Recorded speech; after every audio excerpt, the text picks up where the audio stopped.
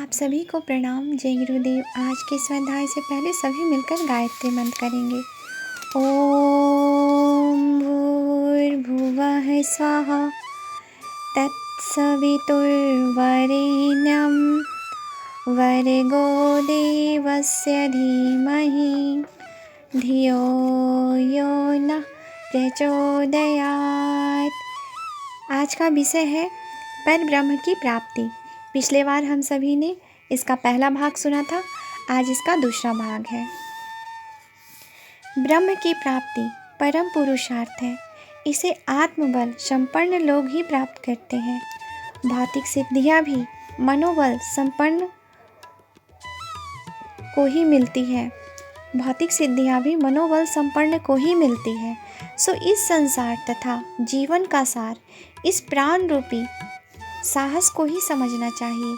जनक ने फिर कहा, भगवान ऐसा ही श्रेयकर उपदेश अपने कहीं अन्यत्र सुना हो तो कृपा कर उसे भी मुझे बता दीजिए। याज्ञवल्क्य बोले, राजन, एक बार ऐसी ही महत्वपूर्ण शिक्षा मुझे आचार्य वाक्शरण द्वारा प्राप्त हुई। उन्होंने कहा था, यह चक्षु ब्रह्म है। इस विश्व में चक्षु का ही आयतन है और इस आकाश में चक्षु की ही प्रतिष्ठा है। अर्थात जो देखा जाता है वही हमें प्रभावित करता है। जिसे हम देखते हैं वही प्रकाशित करता है। देखने से वस्तुओं का रूप बदल जाता है और दृष्टिपात से कुरूप से सौंदर्य और निर्जीव से जीवन संपन्न होता है। यह संसार हमारी दृष्टि की ही प्रतिक्रिया है। जो कुछ सम्मानित होता है वह दृष्टिकोण ही है। देखने से श्रेष्ठ में निकृष्टता पैदा होती है और निकृष्ट श्रेष्ठ बन जाता है। दृष्टि ही प्रकाशवान सूर्य है और शांतिदायक चंद्रमा। सो इन चक्षुओं को ब्रह्म ही मानना चाहिए। इस संसार की सभी वस्तुएं पंच तत्वों से बनी होने के कारण निर्जीव हैं। न वे कुरूप है, न सुंदर, न उनका उपयोग है, न महत्व। उन पदार्थों में सौंदर्य उत्पन्न करने और उन्हें आकर्षण उपयोगी बनाने का श्रेय अपने दृष्टिकोण का ही है। जिनके गुण ढूंढे जाते हैं वह गुणवान होता है और जिसके दोष निहारने लगे वही अनुपयुक्त एवं घृणास्पद लगता है। इन आँखों से संसार में जो श्रेष्ठ है उसी को देखें, समझे तो श्रेष्ठता बढ़ती जाती है। संसार सुंदर लगता है, पर यदि निकृष्ट को देखने में रुचि हो तो अपनी निकृष्टता बढ़ेगी। साथ ही यहाँ घुटन उत्पन्न करने वाला दुरुत ही संपन्न सर्वत्र फैला प्रतीत होगा। प्रतिष्ठा उसी की है जो प्यार और आत्मभाव की दृष्टि से देखना चाहते हैं। जिन आँखों में करुणा, दया, क्षमा और पवित्रता दमकती रहती है किसी को भी प्रभावित कर सकती है। भावपूर्ण दृष्टिपात से सब कुछ सुखद प्रतीत होता है। यदि नेत्र न हो तो सर्वत्र अंधकार ही है। तब समस्त संसार का स्वरूप ही अस्त हो जाएगा। इसलिए इन नेत्रों को सूर्य चंद्र भी कहते हैं। वे ही ब्रह्म हैं।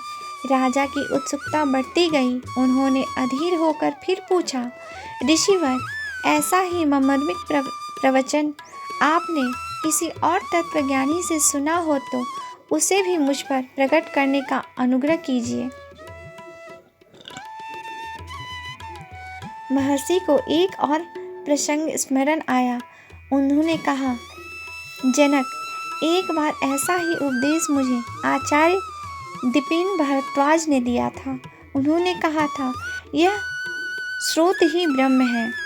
कानों का ही इस विश्व में आयतन है। कर्ण ही प्रतिष्ठा है। यह आकाश श्रुति में आच्छादित हो रहा है। अर्थात जिस स्तर के शब्द हम सुनते हैं वे ही भाव उत्पन्न होते हैं, वैसे ही प्रकृति बनती है और वैसे ही कर्म करना आरंभ हो जाता है। इस संसार में सभी प्रकार के भले बुरे शब्दों का प्रभाव बहता रहता है। उनमें जिसकी कर्णेंद्रियां श्रेय साधक वचनों का चयन करती है, मंगलमय बातों को ही ग्रहण करती है, उसे ब्रह्म की समीपता प्राप्त करने वाला प्रकाश मिलता है। जो किसी के कहे अशुभ वचनों को ही याद रखते हैं, पतन की ओर आकर्षित करने वाले शब्दों में रस लेते हैं, रुचि रखते हैं, उनके लिए वे शब्द ही विश्वघातक बन जाते हैं। श्रेष्ठ ही सुनता है सो प्रतिष्ठा होता है। यह आकाश सद्वाक्यों का श्रवण करके सन्मार्ग अपनाने वालों की गरिमा से ही भरा पड़ा है। सो श्रेष्ठता उत्पन्न करने वाले सद्वचन सुनने के अभ्यस्त यह कर्ण ही ब्रह्म है। जनक की जिज्ञासा बढ़ती गई। उन्होंने फिर इसी प्रकार प्रश्न पूछा और याज्ञवल्क्य को एक और घटना स्मरण आई, जिसकी चर्चा करते हुए उन्होंने कहा, तात, एक बार ऐसे ही ज्ञान मुझे आचार्य सत्यकाम ज्वाला में मिला था। उन्होंने मुझे बताया था यह मन ही ब्रह्म है, यह संसार मन का ही आयतन है, यह मन की प्रतिष्ठा है, अर्थात मन की मान्यताओं के अनुरूप पदार्थ तथा व्यक्तियों का महत्व घटता बढ़ता है। मन से इच्छा उत्पन्न होती है, इच्छाएं दिशा बनाती ही है और उस दिशा का अवलंबन करके व्यक्ति अपनी रुचिकर स्थिति को प्राप्त कर लेता है। मनोबल की प्रबलता से कठिनाइयां सरल हो जाती है और मन में स्थिरता आ जाने से राई जैसी बात पहाड़ जैसी भारी हो जाती है। मन जैसा चाहता है वैसा ही सामने रहता है। जैसे चाह की परिधि में नहीं आता, वह आँखों से ओझल ही बना रहता है। मन जिसे चाहता है वह प्रिय लगता है और जो मन से उतर गया उसकी न सूरत सुहाती है न चर्चा। यह कुछ भी न प्रिय है न अप्रिय। जिस पर मन छा जाता है वही सुंदर लगता है, वही श्रेष्ठ, वही काम्य। मन की उत्कृष्टता ही व्यक्ति को ऊंचा उठाती है और उसी के आधार पर सम्मान मिलता है। जो कुछ इस संसार में दिखता है और सुहाता है वह अपना मन ही है। मन का विस्तार ही इस आकाश में विस्तृत हो रहा है, इसलिए यह मन ही ब्रह्म है। मन ही अपने शुद्ध स्वरूप में विकसित होकर ब्रह्म बन जाता है। इतनी ज्ञानवर्धक शिक्षा सुनकर राजा जनक की उत्कंठा में और उभार आया और उन्होंने विनीत होकर पूछा, भगवान, उपलब्ध समस्त उपदेशों में आपने जो सर्वश्रेष्ठ सुना हो उसे और मुझे बता दीजिए। इतना सुनकर ही मैं तृप्त हो जाऊंगा, आगे आपको अधिक कष्ट नहीं दूंगा। महर्षि याज्ञवल्क्य जनक की जिज्ञासा भरी उत्कंठा से बहुत प्रभावित हुए और उनके प्रसंग को समाप्त करते हुए बताया, राजन, मुझे आचार्य विधिगत साकल्य का उपदेश सर्वश्रेष्ठ लगा। उन्होंने कहा था, हृदय ही ब्रह्म है। इस आकाश में हृदय का आयतन भरा पड़ा है। हृदय को ईश्वर का मंदिर और आत्मा का निवास कहा गया है। धड़कने वाली रक्त की थैली को नहीं, अंतःकरण को आध्यात्म की भाषा में हृदय कहा गया है। हृदय अर्थात वह सूक्ष्म मर्म स्थल जहाँ उच्च आदर्शों की श्रद्धा विराजमान रहती है, जहाँ बैठा हुआ परमेश्वर सद्गुरु के रूप में उचित अनुचित का बोध कराता रहता है और कुमार्ग से बचने वाले सन्मार्ग पर चलने का संकेत करता है। हृदय अर्थात आस्थाओं का वह केंद्र जहाँ केवल सद्भावनाओं और सत्प्रवृत्तियों के हिमालय से निकलने वाली गंगा यमुना की तरह दो धाराएं अविच्छिन्न रूप से बहती रहती है। हृदय अर्थात प्रेरणाओं का वह स्रोत जहाँ कर्तव्य पर आरूढ़ रहने की दृढ़ता और विश्व मानव के चरणों पर समर्पण उमंगी रहती है। जिसका हृदय पवित्र है उसे अपवित्रता छू नहीं सकती। जिसका हृदय श्रद्धा से परिपूर्ण है उसके लिए इस विश्व उपवन की शोभा नंदवन से अधिक है। जिसने अपने हृदय को टटोला, उसे रिद्धि सिद्धियों का भरा पूरा रत्न भंडार उसी के भीतर समाया मिल गया। जिनके हृदय को झांका, उसने उसी में आत्म साक्षात्कार का आनंद लिया और प्रभु दर्शन का भी। स्वर्ग और मुक्ति का द्वार मनुष्य का हृदय ही है। जो हृदय की महिमा समझने और उसे सामर्थ्य बनाने में लग गए, उसने जीवन लक्ष्य को प्राप्त कर लिया। जो हृदय का अनुयायी है, समस्त संसार उसी का अनुगमन करता है। यह आकाश हृदय की उपलब्धियों से ही गुंजित प्रतिध्वनित हो रहा है।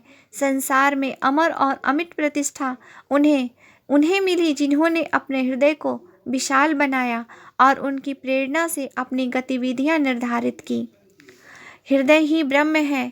सतपथ ब्राह्मण में कहा गया है, वाक्य में यह कहा गया है कि प्रत्येक व्यक्ति के व्यक्तित्व का केंद्र बिंदु हृदय ही है।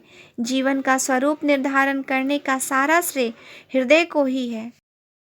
आज का विषय है आध्यात्म की त्रिवेणी।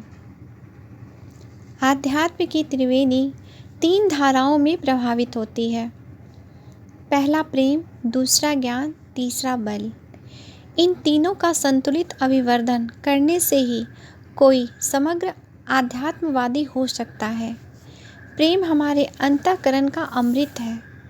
जिस प्रकार हम अपने स्वार्थ, सुख, यश, वैभव और उत्सर्ग को चाहते हैं, उसी प्रकार दूसरों के लिए भी चाहना उठने लगे तो उसे प्रेम का प्रकाश कहना चाहिए।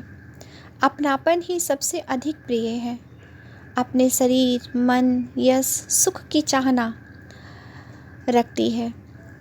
यह अपना आपा जितना विस्तृत होता चला जाएगा, वह उतना ही प्रिय लगेगा और उसे सुख समुन्नत बनाने की उतनी ही तीव्र उत्कंठा उठेगी। अपना परिवार जिस तरह प्यारा लगता है, उसी तरह यह आत्मीयता की परिधि विस्तृत हो जाती है और अपना प्रिय क्षेत्र बढ़ता चला जाता है।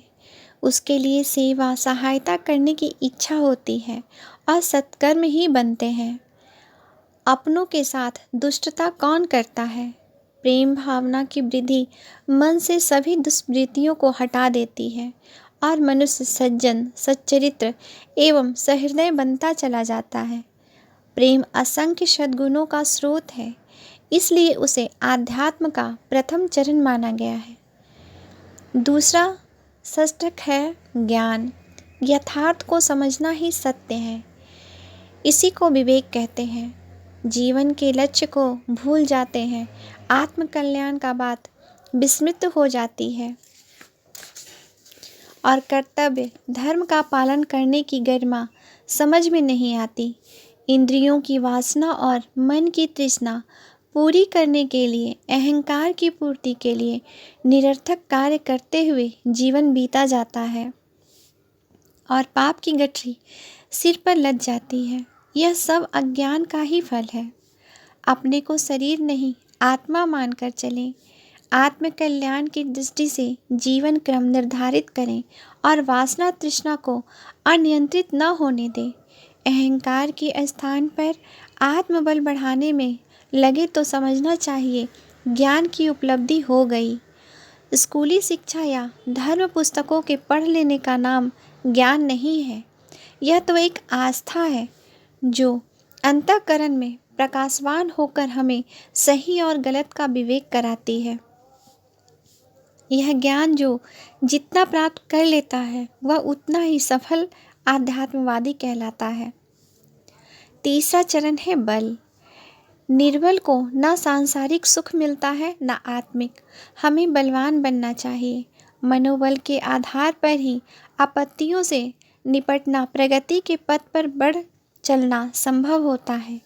लोभ, मोह जैसे शत्रुओं को परास्त करते हुए, प्रलोभनों से बचते हुए आदर्शवादिता के मार्ग पर अपनी प्रवृत्तियों को मोड़ सकना साहसी और पराक्रमी व्यक्ति के लिए ही संभव है।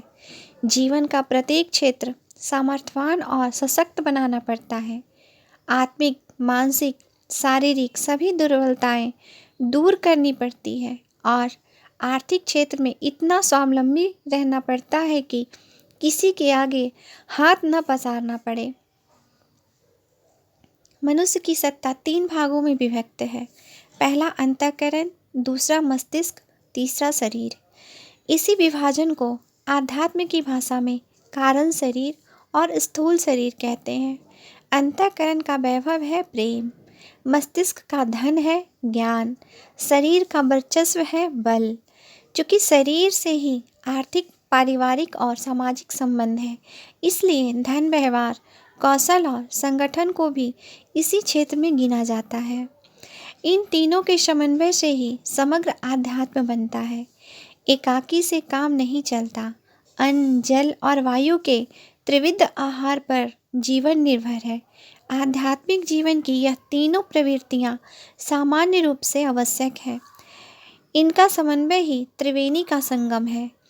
उस तीर्थराज प्रयाग में स्नान करके ही हम जीवन लक्ष्य को प्राप्त कर सकते हैं। आज के लिए यहीं तक। आप सभी को प्रणाम। जय गुरुदेव।